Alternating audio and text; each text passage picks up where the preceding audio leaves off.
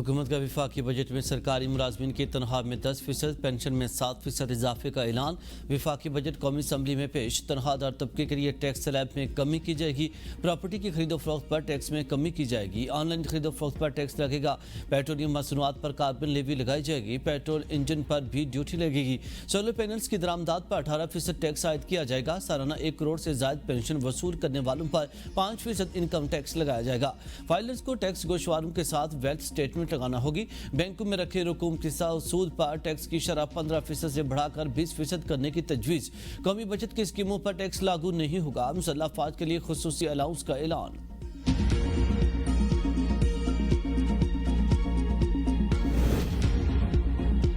हुकूमत ने online shopping करने वालों के लिए खतरे की घंटी बजा दी। ई कॉमर्स प्लेटफॉर्म और कोरियर सर्विस से अशिया मंगवाने पर 18% सेल टैक्स लगेगा।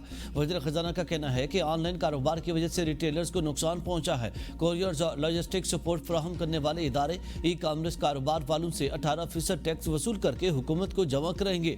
कैश ऑन डिलीवरी खरीदारी में कपड़ों और मलबूसात पर 2% टैक्स लगेगा। इलेक्ट्रॉनिक अशिया पर 0.25% टैक्स देना होगा। दीगर अशिया पर 1% टैक्स देना होगा। ई कॉमर्स के जरिए 10,000 रुपए तक की खरीदारी पर बैंक या ऑनलाइन अदायगी की सूरत में 1% टैक्स लगेगा। 10 से 20,000 रुपए तक की खरीदारी पर 2% टैक्स देना होगा। 20,000 रुपए से ज्यादा की खरीदारी पर 0.25% टैक्स लगेगा।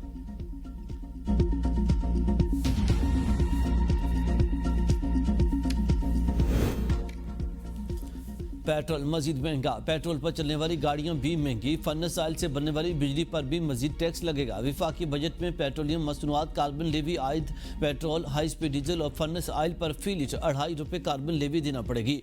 2026-27 में कार्बन लेवी की शरह 5 रुपये फी लीटर कर दी जाएगी। पेट्रोल या डीजल इस्तेमाल करने वाली तमाम गाड़ियों बशमूल हाइब्रिड कारों पर सेल्स टैक्स की शरह 8.5% से बढ़ाकर 18% कर दी गई।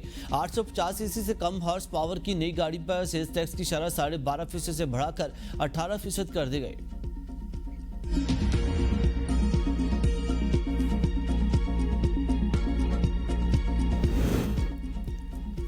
यूट्यूब और सोशल मीडिया से कमाने पर टैक्स देना होगा। नया कानून आ गया। नए कानून के तहत ऑडियो, वीडियो और म्यूजिक स्ट्रीमिंग सर्विसेज से कमाई शामिल। Telemedicine, e learning, cloud services, online banking services भी एक्ट के दायरे में आएंगी। E commerce, e store, online market भी टैक्स की जद में। गैर मुल्की कंपनियों से पाकिस्तान में शायद खदमात के बदले भेजे जाने वाली रकूम पर बैंक और एक्सचेंज कंपनियां 5% टैक्स जमा करेंगी। ये टैक्स अगले माह की 7 तारीख से पहले हुकूमत पाकिस्तान के खजाने में जमा कराएंगे। टैक्स काटने और जमा कराने में नाकामी पर मुतल्लिका बैंक या एक्सचेंज कंपनी के खिलाफ कार्रवाई होगी। पाकिस्तान में मौजूद रखने वाला हर सोशल मीडिया प्लेटफॉर्म हुकूमत को 3 माह की रिपोर्ट जमा कराने का पाबंद होगा। बैन मुल्क से खरीदारी में अदायगी का जिम्मेदार इदारा भी सालमाही रिपोर्ट जमा कराएगा, जिसमें खरीदार का नाम, शनाख्ती कार्ड और आयद अदायगी की तारीख और रकम दर्ज होगी। रिपोर्ट जमा न कराने पर 10 लाख रुपए जुर्माना होगा। अगर 3 माह तक गैर मुल्की कंपनी टैक्स देने से इज्तनाब करे तो बैंक या एक्सचेंज कंपनी की तरफ से रकूम का भेजना मुअत्तल कर देंगे।